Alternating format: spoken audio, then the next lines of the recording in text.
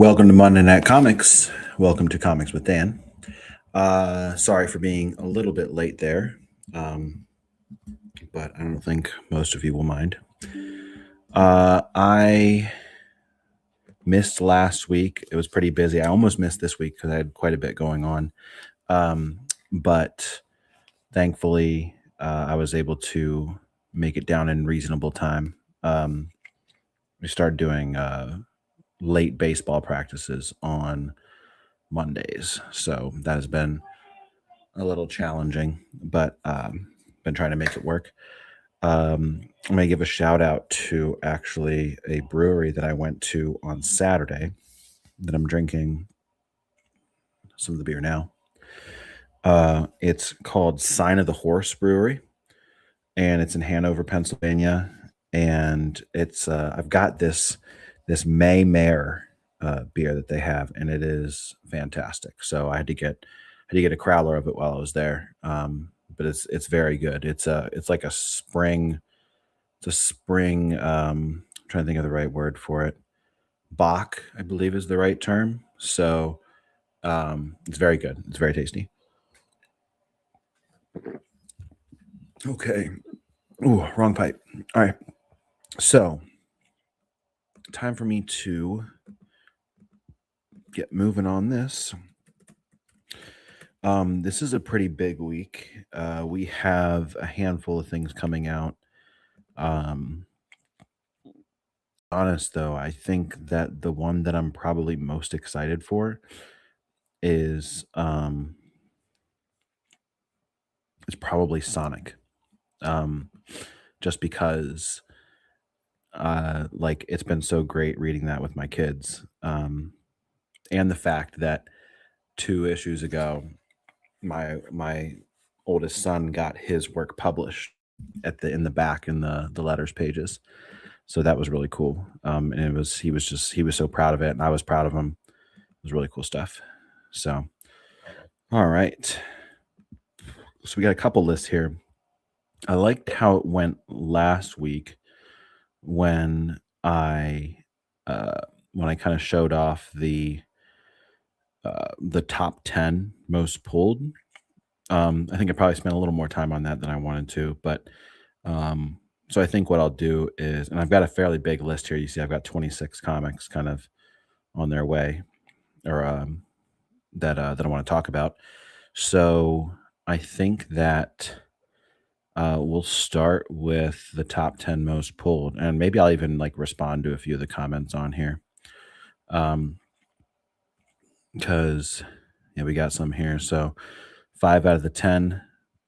Powers 25 is the only one not on that list. Okay, pretty cool. And so let's start down here. All right, so we're starting with Green Lantern number 34. And I got to see, is that Nort in the back? No, it's the Flash. I thought it was Nort for a second. So I haven't really been following Green Lantern at all, to be honest with you. We got Hal Jordan and Kyle Rayner. I love the idea of Omega Bam Man. But I haven't really read anything with. Please don't tell us Jeremy is bringing Omega Bam Man back. That's funny. Yeah, so that's coming in at number 10. Let's see what the number of pulls on that was. So according to the league, like what's on the League of Comic Geeks, it's 8,500. So you'll see as we get up into the absolute books that those are just doing absolute numbers. And we may look at like some actual sales at some point here. Maybe not on this stream, but another one. There's a site that uses sales from like a specific comic book, a point of sale system that obviously, again, it doesn't provide like the full picture, but it gives you kind of the direction of how books are doing and how they're selling. So next we have The Flash. All right, which is interesting because I'm going to be honest, I I didn't know that Ryan North was writing Flash at this point, which is great because he's doing fantastic work. Yeah, you see what I did there? Fantastic work on Fantastic Four. So I imagine that he's doing good work here. I just haven't really picked it up. If I look at the series, I did pick up an issue of this that tied in with DCKO. It says Flashes at Night. It wasn't that DCKO. Was it this one? It must have been this one. And then who wrote this one? Was it Jeremy Adams? Oh no, it was Mark Waid. Okay. Yeah. Okay. But yeah, I mean, if Ryan North is writing this regularly, then that's great. I don't know who any of those kids in the front are, although maybe I'm not supposed to. The Flash and Captain Cold team up. Sounds interesting. Let's see what else we got here. Coming in lower than what I would have thought is the Spider-Man, Superman crossover from Marvel and DC. And it's what this stream is named after, or its namesake. And it is, I think it's going to be good, right? I mean, you've got quite a bit of big names hitting in here. First of all, that's a sweet cover. All right. If I can find that cover when I go to pull, then I go to grab it, then that's absolutely going to be on my list. Tons of covers, always fun. I find it interesting that Jeff Johns is writing on the Marvel side, the one that Marvel reads. Same with Jeff Loeb, although I think Jeff Loeb might have done one on the other side too. But yeah, I mean, Louise Simonson, she's great. Joe Kelly, I like a lot of his work. I mean, you've got a lot of big names there. So I'm excited. So this should be a good one. Brad Meltzer. To be honest, I haven't really read anything of his other than Identity Crisis, so I can't say a lot because I truthfully didn't love Identity Crisis, but that doesn't mean that he can't, rip something else good. So we got Spider-Man Noir encountering Golden Age Superman with Slott. That's going to be great. Johns and Frank. That's got to be, I got to make sure I am pinpointing this right. But let's look at each one of these. I mean, we've got Meltzer and Pepe Larraz, right? Metropolis Marvels, Marcus Martin. Identity, Gary Frank, yeah. So he's there. This is the duo that did Secret Origins, right? So that's going to be great. And who's going to be in this one? It's like Mysterio and Superman. I don't know a lot of these people. Oh, Saturn. Oh, those are Legion of Superheroes people. Miles Morales. So that'll be interesting. Jason Aaron. All right. Jason Aaron writing Thor, Wonder Woman, Spider-Man, Superman. Okay. Ghosting with Louise Simonson and Todd Knock. Steel and Hobgoblin. That's going to be sweet. We've got Joe Kelly and Humberto Ramos doing Gwen Stacy and Lana Lang. So that's cool. Brian Michael Bendis back on Miles Morales. So you love to see it. Remarkable with Stephanie Phillips and Phil Noto on Ghost Spider and Supergirl. That'll be cool. That'll be good. One of those days, Jeff Loeb and Jim Chung. Just a Spidey and Superman show. That's awesome. Yeah, that's going to be a great one. I am surprised it's not higher on the list. Should go back here and see what the number of pulls was.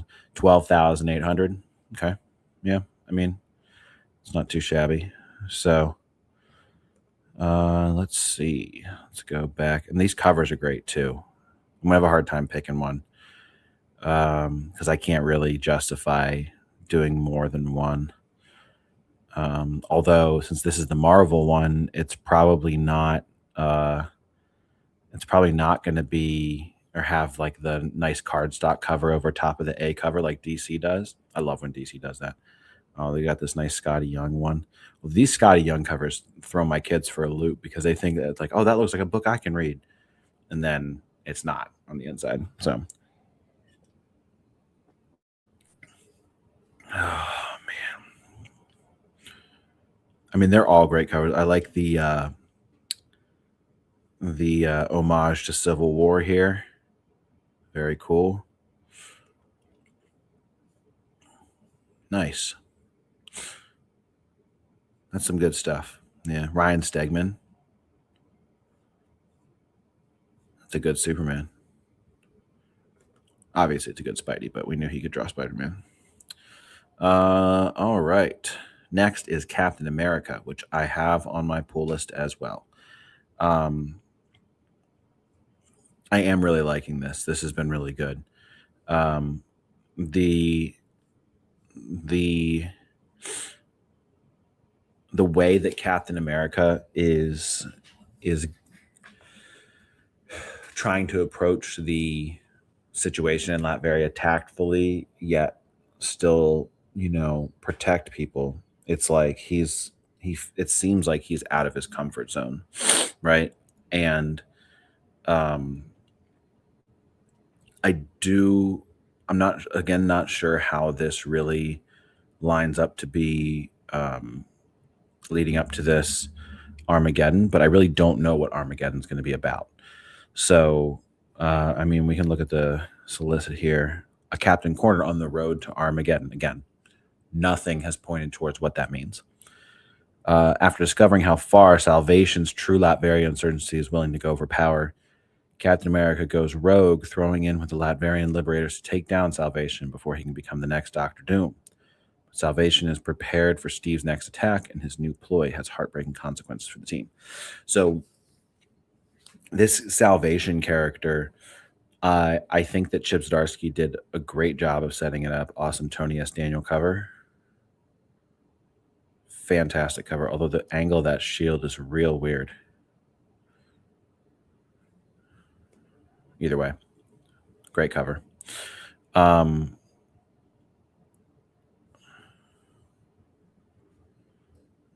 Let's see. Yeah, the character of Salvation is really cool. I like how identity secret. It's not a secret identity. It's Marius Wolf. It's the guy that he met in early on in the thing. So I have to imagine that the end result of this is this is just me speculating, right? But I feel like the end result of this has to be like Cap and crew kind of losing, right? And then Salvation kind of becomes a bigger power than what they wanted him to be. And that's where the rest of like the Avengers come in. So if that's the case, that'd be cool because it's a new villain, right? And something a little fresh. I'm calling the next Doctor Doom, but it's a different kind of scenario. And then you also have to consider like the whole like when you take down a dictator, another one just rises up in his place, right? And often from somewhere that you don't realize, right? Coming from a place like this Marius Wolf, right? Like he's like part of a resistance against Doom, but like he's just as bad as Doom or is in that going in that direction. So the path that he'll end up taking, I think could be a pretty interesting one because I think it would be interesting to see him go the same route as Doom and see that like someone can come from noble beginnings but still stray the wrong way. But it would also be interesting to see an attempt to kind of bring him back. But I haven't gotten enough of an insight into the character to think that for it to be pointing towards any kind of redemption arc for him. But it's still early, right? So Still figuring that out. I mean, there hasn't been a lot of page time for Salvation. Just, you know who he is, you know what he's done. But as far as the character himself, I feel like they could do an issue on what's kind of going on with him. So that would just be my idea. But so and that was at about 12,000 too, so that's pretty close to the Superman Spider-Man crossover. Justice League Unlimited number 18. And so this is at 13. Oh wait, I didn't realize that this was on the top poll list too. Okay. I was confused, but so I guess I have more than that. More than the 3 that I thought I had. So again, the name, what's the name of this story? It's like Amnesty. Oh, Villain Amnesty. Okay. So basically in the last issue, what you saw was in DCKO, they had taken all the villains and put them in the Phantom Zone to prevent them from participating in the I almost called it the Lazarus tournament, but it's a Robin thing. Participating in the DCKO tournament, which was a good idea. But they're trying to paint it as a bad idea because they didn't give them a chance to fight for their world. But the whole idea was that this person would be bestowed with the like Omega energy from Darkseid, or like the same energy that Darkseid uses essentially, to become King Omega. And so they knew that if somebody, and on top of that, the tournament, the Heart of Apocalypse specifically said during the tournament that if you basically the more you act like Darkseid, you'll be rewarded in this tournament, which is why Lex Luthor won. Okay. So for them to say it was wrong of them to lock up these villains and not let them participate, I think is ridiculous. I mean, like, they were very clearly the biggest threat, right? And the fact that they were able to round them up and lock them up in the Phantom Zone says to me that they wouldn't have, any of the ones that didn't break out wouldn't have been that big of a threat anyway. So I feel like at the end of the last issue of Justice League, which by the way was awesome, Batman very specifically says this is a terrible idea. And I completely agree, right? I think it's an awful idea for them to grant all these villains amnesty. But so the strongest voice in the Justice League have begun granting amnesty and membership to supervillains. Guy Gardner leads a mission that will have startling consequences for the entire galaxy. I love that. It's one of the greatest sentences ever written.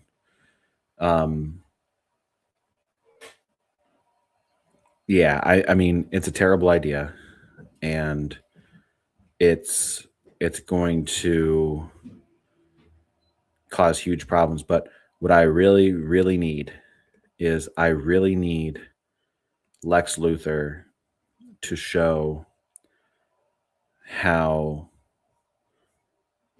awful or how horribly upset he is about the results of the DCKO tournament. They can't just gloss over that. The idea of Superman, the idea of Lex Luthor winning the tournament, and I'll say this every week if I have to. I'll say it every week until they say something about it, until they address it. The Lex Luthor winning the DCKO tournament and then Superman coming in and becoming King Omega anyway after having lost is quintessential like reason for Lex Luthor to hate and be upset with Superman. It's so on point, it's on the nose for their two characters that Lex Luthor would just be like, that would be like the straw that broke the camel's back if it like hadn't already been broken 50 times already. So to me, I think it makes the most sense that this would be like leading into Lex Luthor being a main villain coming up, right? He's had his time being on the good side, right? I'm tired of it. Like he's been good guy, bad guy. Like he's flopped back and forth too many times. And it's part of a problem that I see with DC overall is too many instances where the bad guys get a turn to be good, and it's like I I don't want that. We have enough good guys, and they need the opposite to them. um, but no, I mean, I'll come on here and I'll say it every week that DC needs to address the fact that Lex Luthor won the DC KO tournament, and then Superman swooped in and became King Omega anyway. It has to happen at some point. It doesn't have to happen right now, right? I would love to see them just have Lex stewing. I I wish that they hadn't even shown him at all because I want him to be so mad that he like can't keep his composure. And that'd be even a great storyline, right? If they because normally Lex is like this very calm and calculated person who he hates Superman, but he's gonna make like the calm, calculated decision to take him down. What if like this was the point where that caused Lex to lose his composure, right? Where he fought and clawed and scraped and broke the rules like he was supposed to, all to lose to Superman again, right? It was almost like a tournament almost designed for his style, and he lost anyway. Um, Even though he actually won, he won, but it was given to Superman, right? Just because he's him, right? So they've got to address that. They have to, right? I mean, um, as far as the rest of this, the Justice League, I think this is an interesting idea. Um, we'll see how far it goes. Um, awesome Dan Moore cover. You gotta wonder how he manages to put all these covers out though. All these covers, all these interiors he's doing. He feels like he's got to be working constantly. Amazing Spider-Man 27 Death Spiral conclusion. So I'm gonna have to see if I can read Death Spiral in trade. And that'll be coming out in November. Okay, I'll have to check that out. I haven't really been reading this to be honest, but the Amazing Spider Carnage. So we'll see. I don't really know too much about that. I do like Ed McGuinness. He does a good job. Um, let's see. I'm surprised that Joe Kelly's run has made it 27 issues in. Not that I don't think he's like good or anything. Actually, I really like his one of my favorite um one of my favorite books ever is his Space Ghost. His like, and that was like back in 2005 with DC. Um, but that's one of my favorites. Um, this person goes, they really are creatively bankrupt. Yeah, I mean, it feels like, I mean, I've been reading Amazing Spider-Man on and off, not like for a long time, right? But like throughout the Zeb Wells run, like people hated it. I mean, at least there was at least the vocal minority, maybe, but still enough people that it was notable, right? But it, I wouldn't have called it popular, that's for sure. Um, I enjoyed it somewhat, but then there were really points in it where it was just like that's the best you could come up with. Um, I do like that cover though. Who did that cover? Ed McGuinness. Yep, that makes sense. Yeah. No, I mean that's a really cool David Nakayama cover. But Lee Bermejo. I probably butchered that last name, but that's okay. All right, Superman, Reign of the Superboys. Reign of the Superboys doesn't feel like a real event to me. Um, the Superboy Prime thing is pretty cool. I'm trying to get the omnibus for Infinite Crisis from the like interlibrary loan system, and it's I haven't gotten any like word back on it yet, so I don't know. It's not like they don't carry like omnibuses in our libraries or in a library system that they can access, because I've gotten Captain America Jack Kirby omnibus through interlibrary loan before. So I don't know if they're having a hard time finding it or if they just haven't been. I know there's been some like staffing changes at our library, so but either way, I want to read Infinite Crisis so I can get some more background on Superboy Prime. So I think that I'm enjoying it enough. Oh, I see that Green Lantern hand there. That's interesting. But I do wonder which Robin that is. Honestly,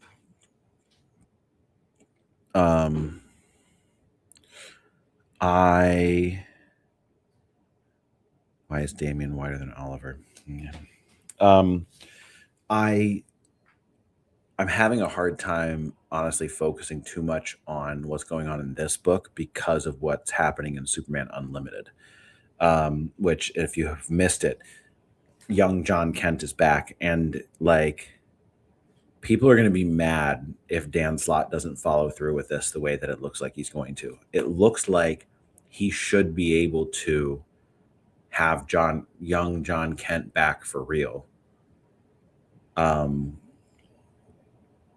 But I think what's challenging about this is that, first of all, I think that that Slott's gonna pull the rug out from under people, and so people are gonna expect young John Kent to come back, and I really like this new persona. What's his name? Tomorrow Man. It's a good look for old John Kent, we'll call him. But the other problem is that I think that if you bring back John Kent at that like 10 to 12-year-old range, or however old he's supposed to be, that Damian is now older, right?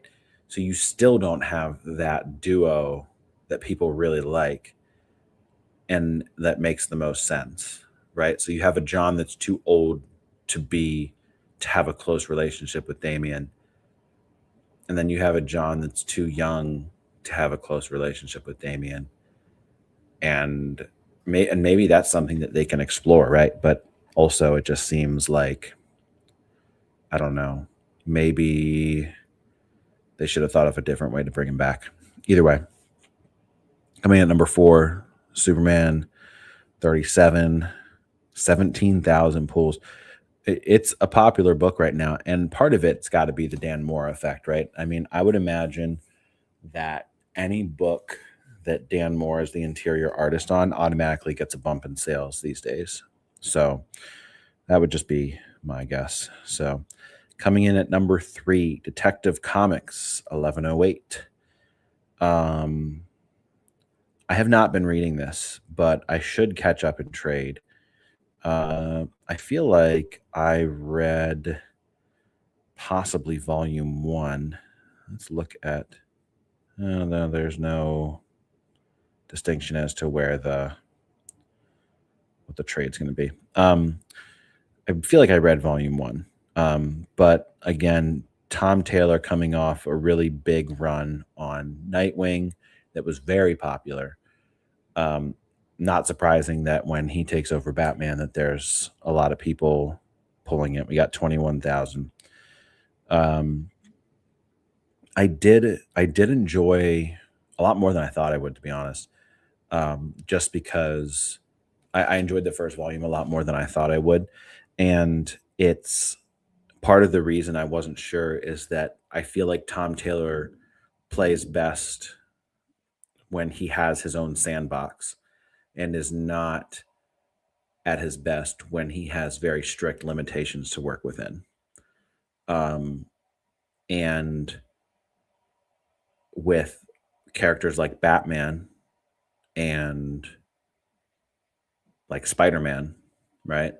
Those two have just the strictest limitations to work with. Like the companies don't want those characters to be, they're just like afraid, I guess, to damage their image. But at this point, it's like almost having the opposite effect where they're not letting anybody do anything. So these characters are kind of losing their spark, especially with Spider-Man, at least lately, right? Like, I mean, you have that extremely long Zeb Wells run, right? Which again, I liked a lot of the issues from it, but it was not a fan favorite. You're not People aren't going to look back at that and remember it fondly.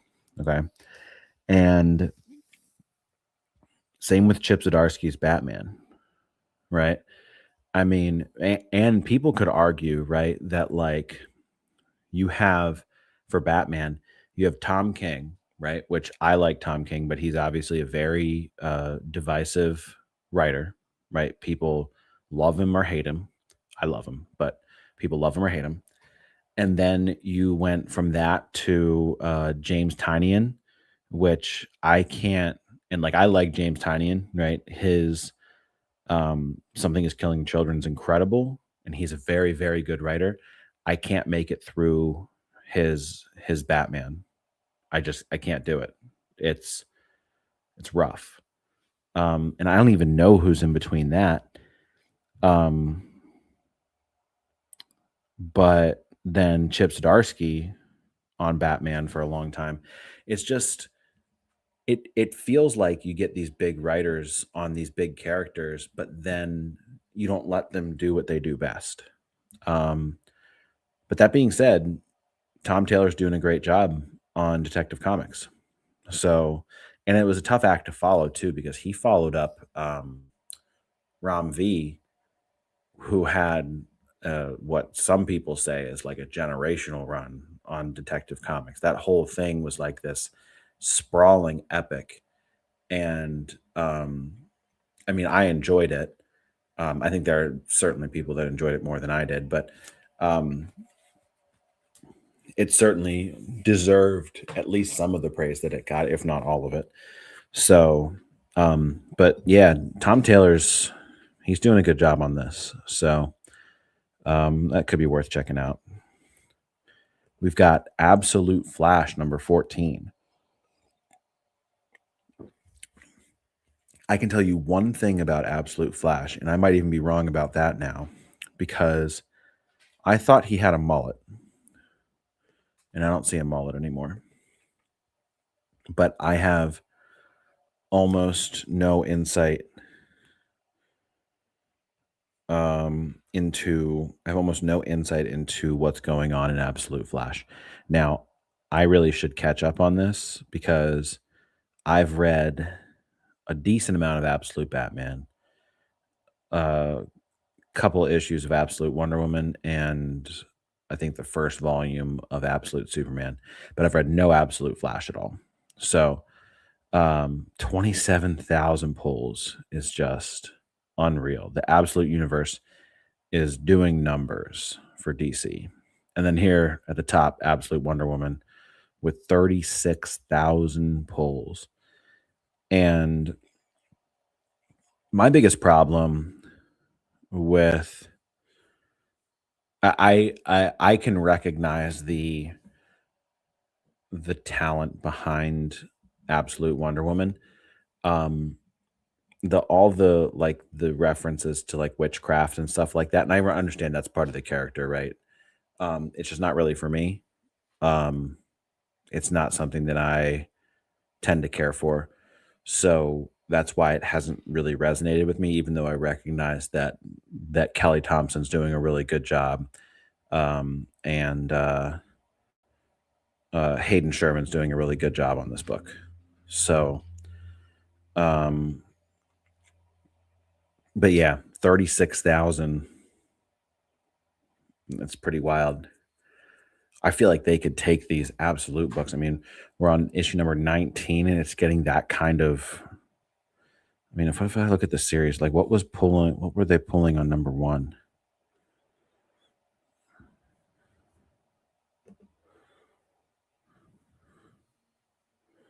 9,000.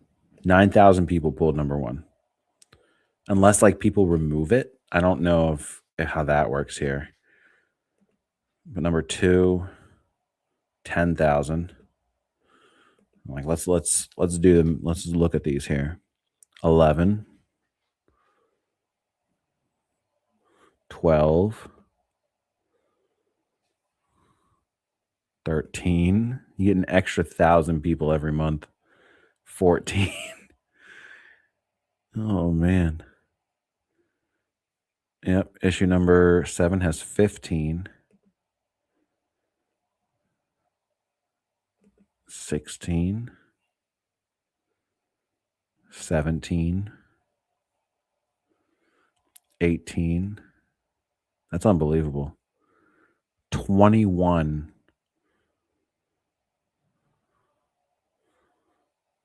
That's wild. 21. And then 20, 22, 24. People are going wild for this. 26. Yeah. So, I mean, like, you've got it climbing that much, right? On a month in, month out basis. And like, that's not even the biggest, that's not even the biggest book that they have, right? I mean, let's go back to my profile. Let's see if I can find my community lists. Oh, here we go. But I mean, oh shoot, that's not what I wanted. I wonder what happened if I accidentally watched my stream on my stream. Yeah, so Absolute Wonder Woman coming in at number 1, 36,000. And like I said, like the biggest book on the biggest book of all the Absolute books is Absolute Batman, and that's coming in, come on.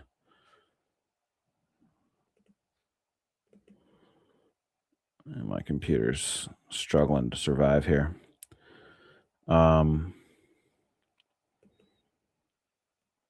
Is Absolute Batman, and like number 19 that just came out this past week, 52,000.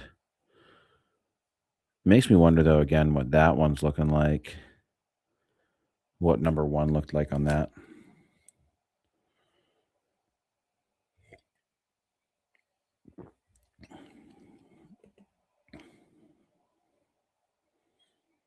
Only 12,000. And I would be really interested to know if, but we got 37,000 owned, or 37,000 have read it. Yeah. It's crazy. Oh, okay. Well, so that's the top 10 for the week, right? And I am already running low on time, but we got a decent list to get through here. Some of them we've kind of already talked about because they're in the top 10. But so Superman Unlimited, like I talked about this already, and you can see from the cover, is that John Kent, Superboy, right? And they're saying time displaced. So this is the real John Kent, Tomorrow Man. Like we'll see if they bring him back like permanently, right? I feel like, oh, and then the coolest thing about the last issue was Damian, and like to me this I think officially turned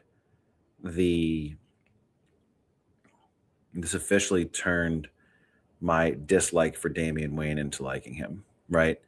Is that at the end of last issue, he is crafting kryptonite batarangs, and Batman's like, "What are those for?" And he's like, "I don't trust this guy." And he goes, "That's my boy." And I'm like, yes, that is exactly what I want. There is no better way to have Batman and Batman's son. Batman's son should absolutely be horribly distrusting of everything, just like Batman. It's great. Um, that makes me think that we're not going to get John Kent to come back. Damien's not feeling it. But we'll see. We'll see. It's interesting either way. I hope Tomorrow Man stays around. I think that Dan Slott has taken like 2 issues of John Kent and automatically made him more interesting than he has been in years. So, um, GI Joe number 21. I felt slightly lost on this, but this was definitely an homage to the silent issues. Um,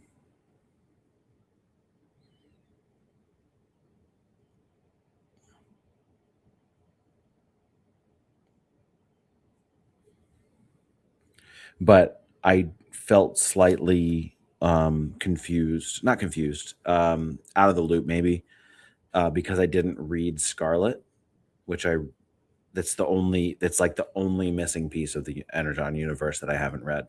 So it's the only part that I'm not getting.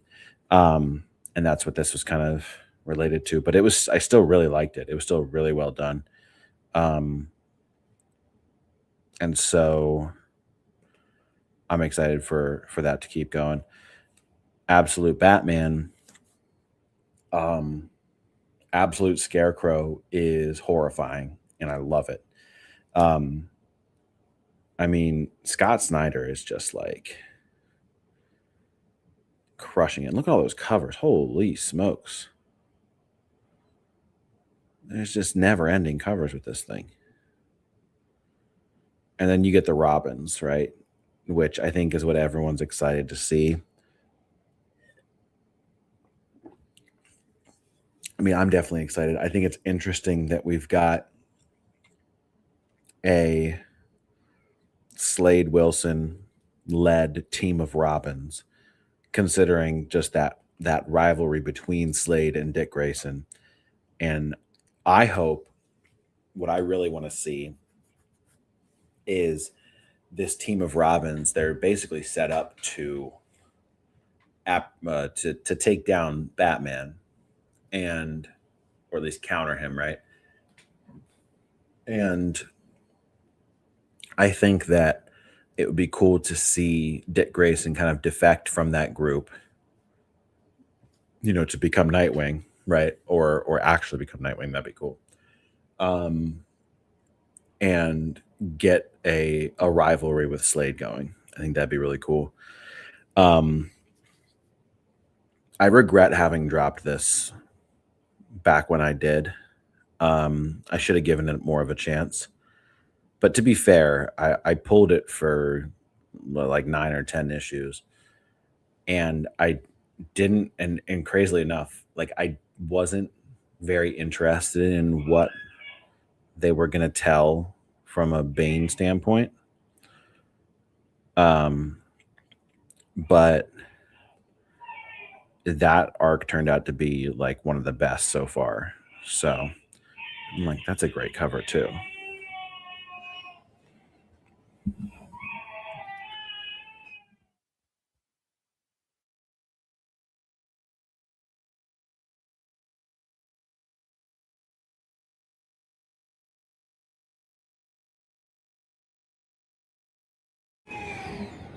All right.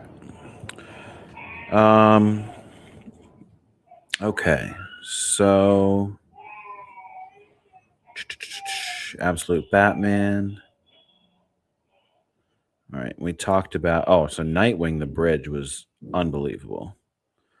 It was like pretty self-contained, but you still felt like the rippling effect from the the car crash, and like it's just good to see things in comics have meaning, right? Like that car crash is like Batman came to check on Dick, and like he's obviously like there's something wrong. Um but like seeing the two of them butt heads a little bit at the end of this was awesome. But like the self-contained story itself was really well done. And I really love Dennis Cowan's art. I know people were complaining about it in the last issue, but I love this. This was so good. It's a good David Nakayama cover, Martin Simmons cover. And there's all these things to come variants, which are interesting. Yeah, no, I'm liking that a lot. Nightwing's been pretty good. We already talked about Captain America and Justice League in the top 10. Same with Superman and Spider-Man. Sonic the Hedgehog. So, Sonic the Hedgehog. I really do want to know who was responsible for doing this. It really doesn't feel. It doesn't give off Starline vibes, you know. It feels like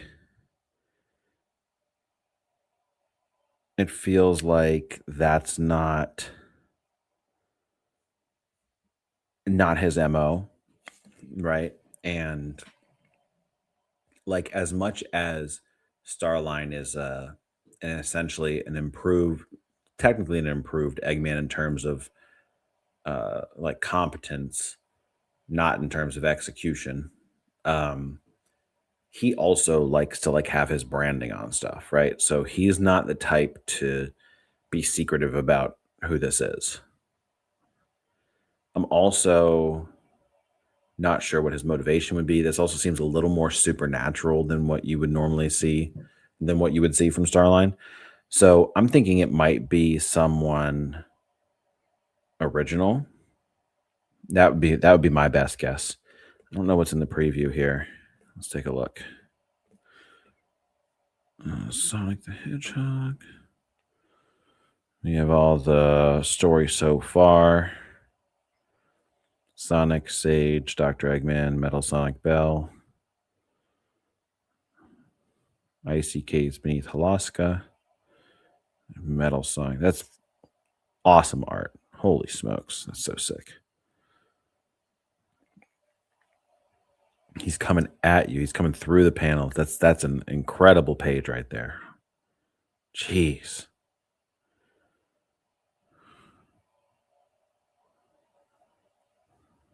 I like can't stop looking at it.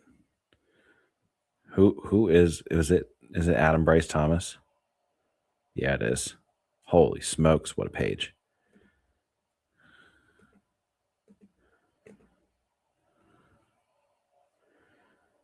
Rescue Sage from Metal Sonic, and whoever's controlling him can't have good intentions for her. Come on.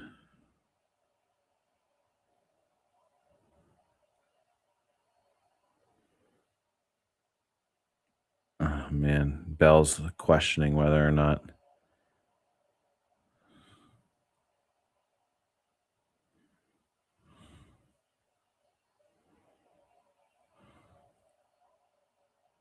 It's not wrong to want to help people, especially your sister. Yeah, my sister. Yeah, kind of. I guess she is. Plus, preparing Metal Sonic isn't the craziest idea out there. Maybe I can link with Sage. Okay. I need to go back and look at this page. That's awesome. I want to see if I can get like the original art of that. That'd be sick. Yeah, I'm excited for this one if you can't tell. Also interesting is the cover. The one cover here is kind of giving off kind of vibes of. Oh, wait, no, that's for 87. So the next issue. Like, who is that?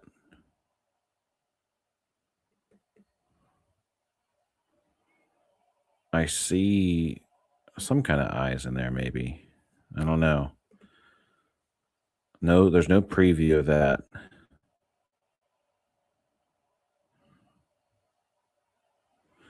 New writer. Oh, Evan Stanley. Oh, no. Yasmin Omar Atta.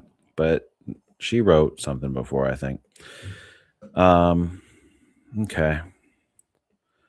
let's round out the last 10 minutes here. We already talked about Superman. Void Rivals. The Quintesson War. Yeah, I mean, I think that the only issue I've had with the Quintesson War is that we still don't have much of a insight into the intentions of the Quintessons, other than they just want to conquer, which feels a little vanilla. But I do like the character work that's being done with Derek and Solila and um, Proximus and was it Premier Zalilac or whatever, Prime Minister Doolin. Um, yeah, I mean, I'm still on board for it. It's certainly not as good as it was leading up to like the big moments with Zerta, but it's it's just a plateau while we get ready for the next peak. So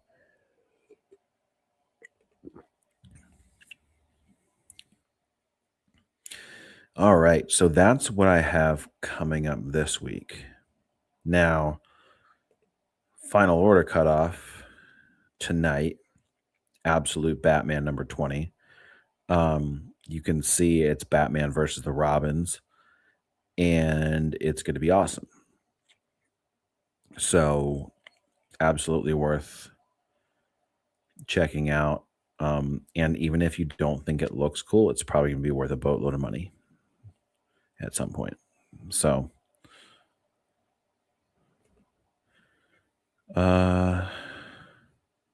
Fury of Firestorm. First issue of this was unreal. And this is interesting because it looks like they're going to kind of show, it says, who is Ronnie Raymond? They might just kind of redo the history, which if you read the original Fury of the Firestorm, the Fury of Firestorm, it kind of shows all that. But they might switch it up a little bit, which isn't necessarily the end of the world. But if you haven't read the old 70s and 80s one, it's really good, at least the ones that I've read. So definitely worth looking into there. This might be one of my most anticipated ones, books coming out here soon. So something's going to happen in Batman number 9, right? And Barbara Gordon's going to have to break out of prison. So shipped off to Supermax GCPD Commissioner Vandal Savage Pet Project Prison for all who oppose him. She'll find herself alone, surrounded by dangerous criminals and equally dangerous guards in a place where nothing is what it seems. The true danger is just beginning. So I think this is going to be very good. I like this cover a lot. You got all these people in the back, and she's just like looking back, and I'm like, you have no idea. Is that Dan? Oh, that's Jorge Corona. I was gonna say, is that a Dan Warren Johnson cover? But it's, yeah. No, this is one of the ones I'm most excited for. Watching Barbara Gordon break out of prison is going to be sick.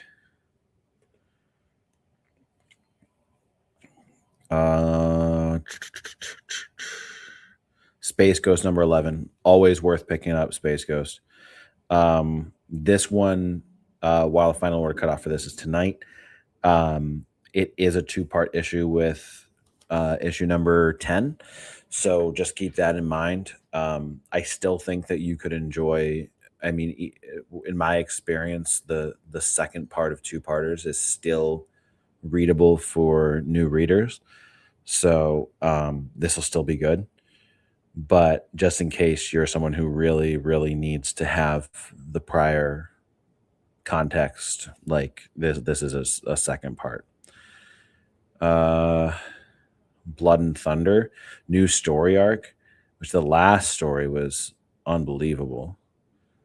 It was just like this thing just hits you like you don't even realize it. Like you think it's just going to be this bloodbath, like how much violence can we put into one thing, but it's not. It like you really get deep character work and like relationship development. It's awesome. So yeah, I mean, and the fact that her situation has changed immensely from what it was. She went from hunting down this criminal to now she is the biggest criminal in like the galaxy, right? So it's wild. Um, Teenage Mutant Ninja Turtles Saturday Morning Adventures. I don't know who this is. Panda Khan. Um, I think it's something kind of like Usagi Yojimbo, but different. Like just meaning that it's from a different like line of stuff. So that's why I just think it looks cool. I might pick it up for my kids. We'll see how it goes. But new Power Rangers. I just saw that this was a new #1, and I thought that it would be my alarm. That might be interesting to see. It doesn't seem like Power Rangers Prime lasted long.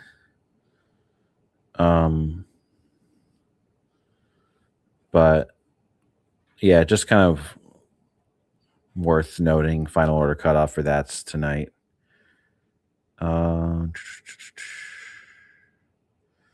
Absolute Green Arrow. Final order cutoff for that's next week. But this looks like a great idea. It's like a serial killer slaughtering corrupt billionaires, right? Which, if you lean a certain way on the political spectrum, you're gonna love that. Not necessarily well, we won't go there. So interestingly enough, it seems, and that actually poses an interesting question: is this Green Arrow supposed to be a good guy or a bad guy? Because to me, being a serial killer is a bad guy, regardless of who you're killing. I mean, Dexter was a bad guy, guys. I mean, I don't know if we can agree on that, but that's just my opinion. But it looks like it's gonna be awesome. Looks like it's gonna be an awesome comic.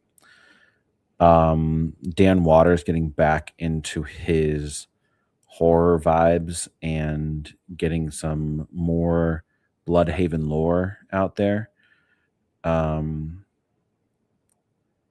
This will be cool. I think that this was a really cool direction to take Nightwing, and it's fresh and it's different than what he's ever seen. So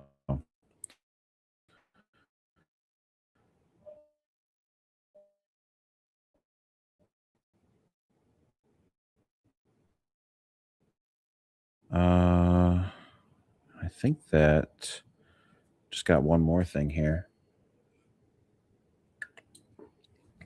Or maybe not.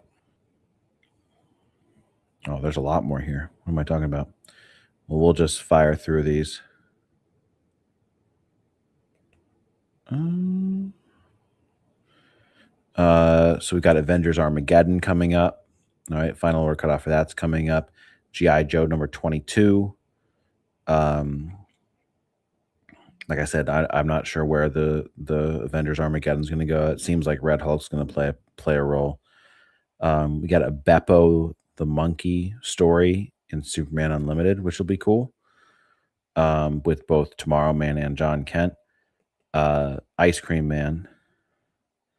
A group of seniors hires a local tech guy to help run their state-of-the-art cryogenic anti-aging chambers. And everything goes perfectly. There's no trouble at all. What a lovely ending for everyone. It's an awesome solicit. The last issue of Ice Cream Man was awesome. It was like an homage to Rear Window by Alfred Hitchcock. So you can never I have yet to read an issue of Ice Cream Man that's not fantastic. Muppets Noir #4. Enough said about that. Of the Earth. So I just added this to my pull list because of Charlie Adlard, who's the artist in The Walking Dead. Chris Condon, who what did I read of his that I really liked? I think he might have done Out of Alcatraz. Um, then you also have Hassan Atsmi and El Hal doing the letters. But this one's definitely gonna be worth looking at, if not just for Charlie Adlard, right? I mean, he's earned me checking out any book that he puts out. And then the last piece, I started reading Exit City number 5, and like wasn't a huge fan of like the vibe change. I'm gonna keep giving it a chance and keep going with it.